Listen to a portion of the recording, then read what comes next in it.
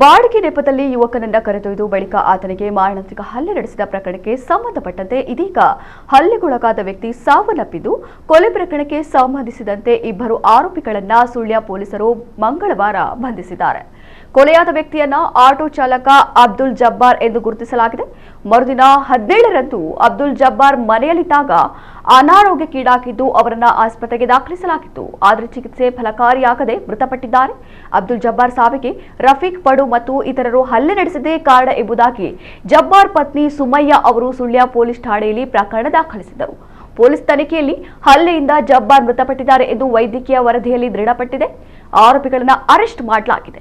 ಆರೋಪಿ ರಫೀಕ್ನನ್ನ ಪೊಲೀಸರು ಸುಳ್ಯ ನ್ಯಾಯಾಲಯಕ್ಕೆ ಹಾಜರುಪಡಿಸಿದ್ದು, ನ್ಯಾಯಾಲಯವು ಆತನನ್ನ ಹೆಚ್ಚಿನ ತನಿಖೆಗಾಗಿ ಮತ್ತೆ ಪೊಲೀಸ್ ಕಸ್ಟಡಿಗೆ ನೀಡಿದೆ. ಮತ್ತೋರ್ವ ಆರೋಪಿ ಸಂಪಾಜಿಯ ಮನೋಹರ್ನನ್ನ ಕೂಡ ದಸ್ತಗಿರಿ ಮಾಡಲಾಗಿದೆ.